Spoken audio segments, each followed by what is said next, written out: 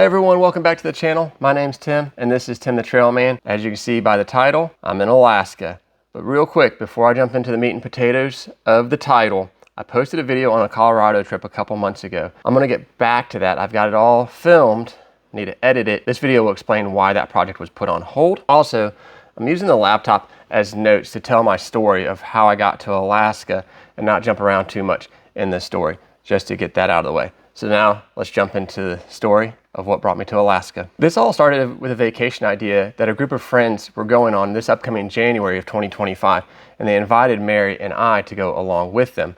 So Mary went last year with them, and then we were both going to be going this year, technically next year, January 2025, as I filmed this in November of 2024. I got to thinking of what the group wanted to be doing and what I wanted to be doing, and I wanted to be doing what they were going to be doing because it's their trip and I was invited. I just believe that's the way that things should go, that you shouldn't dictate plans when it wasn't your idea originally. So I got to thinking what I wanted to do though, things like drive the Dalton Highway, visit the Arctic Circle. I wanted to go camping and exploring. All of that would take a ton of time, more than what you could do in 7 days, and not necessarily what the group wanted to do either.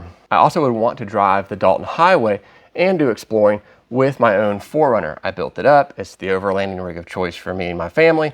And I would want to do that with it because I think that would be the coolest thing to do is drive my own vehicle in Alaska while exploring. On a side note, with rentals in Alaska, most of them are not allowed on the Dalton Highway. It's a dangerous road. They don't want the liability to their car, to the people, rocks, broken windshields, and things like that. Even groups like Toro Host won't allow cars on the Dalton Highway. So therefore, I would still need my 4Runner if I wanted to accomplish that on this trip. So I started looking into some ideas of what it would look like to ship the 4Runner to Alaska, drive it around for a week, and then ship it back. The quick Google research showed that it'd be about $5,000 each direction, $10,000 total. That's not my tax bracket that I live in, so shipping it was out of the question. I started looking into other ideas, maybe use Thanksgiving weekend, 4 days off from work, and just hot shot that thing straight up there. I could drive it in 4 days with a co-pilot. I know I've done it before. I could do it again, have it stay at a friend's house in Alaska, and then drive around in January, and then fly back sometime in the summertime, pick it up, and come back. That seemed like a lot of logistics, but possibly doable. I also looked into quitting my job for 30 days, knowing that I could get rehired per the company's policy within 60 days and keep all my tenure. Both that idea and driving the car up there over Thanksgiving weekend, neither one of those would solve the problem for exploring in the wintertime and the summertime. Plus, quitting your job once for 30 days, I feel like you can only play that card professionally once, and I wanted to do a lot more exploring and have a lot more free time, so that wasn't an ideal situation. So it was in the middle of the night, I had this idea, sell everything I own and move to Alaska. That would solve the problem of the 4Runner being there. That would solve the problem of being there in the wintertime to see the northern lights and snow wheel. It would solve the problem of being there in the summertime and exploring 24 hours of daylight and the trails. And to the best of my research, Alaska is literally 2 different types of land in the wintertime and the summertime. So what better idea? Just move up there. Now, granted, this has been a popular idea on YouTube. There are tons of videos of I quit my job and I did something extravagant or wild and crazy. The most popular video I know is the MIT brain surgeon video where he films and talks about his doctoral choices and why he quit being a brain surgeon. In all honesty, I don't remember if I saw that video before or after I had the idea, but it was around that same time that I saw his video and then I had a similar idea. So it was 3 a.m. math time. I figured I could sell our 5 acres in North Georgia, I could sell our 2012 Z06 Corvette, and I could sell our house, and with all of that money, afford to be able to move to Alaska. The land was paid off, the Corvette was paid off, and the house had doubled in value, according to Zillow. I was trusting that math to pull off this crazy idea. With all of that figured out, I was prepared to tell my wife, and the idea, live where you like to vacation, was born. I wouldn't say she was as confident about the idea, but she was open to the idea. She does want to see the northern lights more often. She does like camping and exploring. Each year we do try to figure out how to get back to Alaska, whether it be wintertime or summertime. So I knew that visiting Alaska is on her radar from time to time. We've always loved Alaska. Back in 2018, we did a road trip in 14 days, which gave us about 6 days total in Alaska. It was 14 days round trip, 9,800 miles. And that is just kind of what dropped that seedling idea of always wanting to be able to visit Alaska. Okay, so back to the story. I asked Mary if I called the realtor and he agreed to the idea of the numbers that I was estimating to get for the property, the car, and mostly the house, because that's his profession. Would she agree to the idea of sell everything and move to Alaska? She said yes. So we were off to the races on selling everything. Back to that part in a moment. Let me tell you really quickly, professionally, my part of the story and Mary's. I've been in the automotive industry my entire career. I went to a technical high school to do body work and paint and refinishing. I attended NASCAR Technical Institute in Mooresville, North Carolina. And then after that, I went to a manufacturer program to specialize in BMWs. I worked on BMWs professionally at the dealership level as a master technician for over 10 years. I managed an independent shop as a shop foreman and manager for over 5 years. I've had a short stint as a service advisor and service manager at another dealership in Atlanta. And all of that to say that my career was going really well. 19 years in the business. I wasn't burnt out.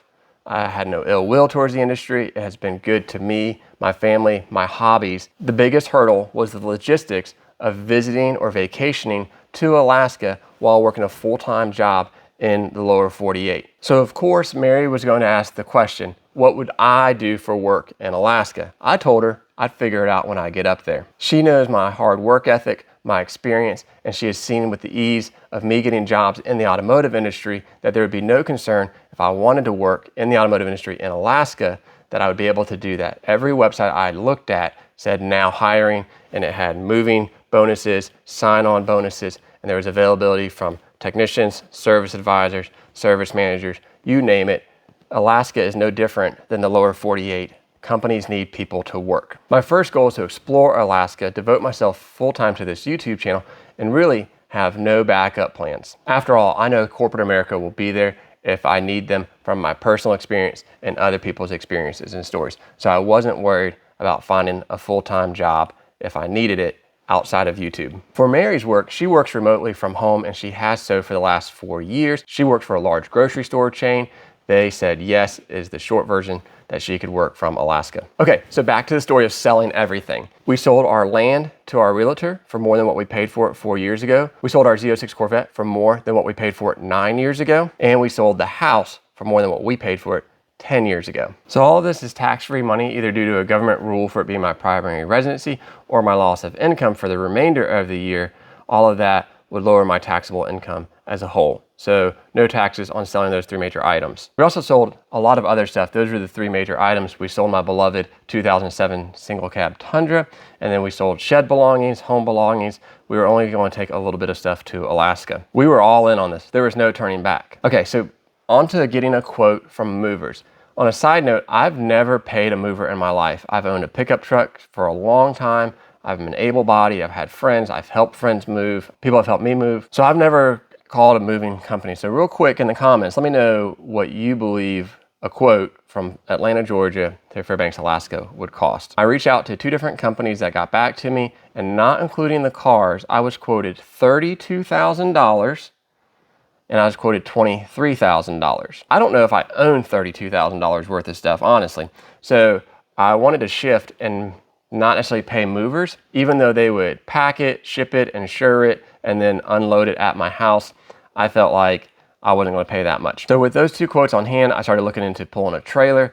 I own the 2024 2500 Duramax, and I knew that I could pull a trailer from Atlanta to Fairbanks. So I wound up buying a brand new 24-foot enclosed trailer with a 7-foot high ceiling so I could easily stand up in it. And if it didn't fit in that trailer, it wasn't going to Alaska. It was as simple as that. That trailer cost me $10,000, and gently used in Alaska, I can make more money on that if I do decide to sell it. And thanks to a few friends, they helped me pack and they helped me load it, which was fantastic. Thank you to those that helped make it possible. Okay, so I wanted to wrap up the video right there. That's everything. That's the story. That's how I wound up in Alaska. I do have a video on the entire road trip from Atlanta to Fairbanks, so be sure to hit that subscribe button and notification bell so you'll see when that is coming out. Okay, so for the end, I want to be fully transparent. I made this video to share my story. This video was not made to inspire anyone to do anything. After all, who knows if this was a good decision for myself and my family. Anyways, I've only been up here for 2 weeks. All of the things that we sold we looked at as an investment in a life that we wanted to live, and we didn't view selling everything as a sacrifice. So when you're in Alaska, reach out, say hello, and I'll see you on the trails.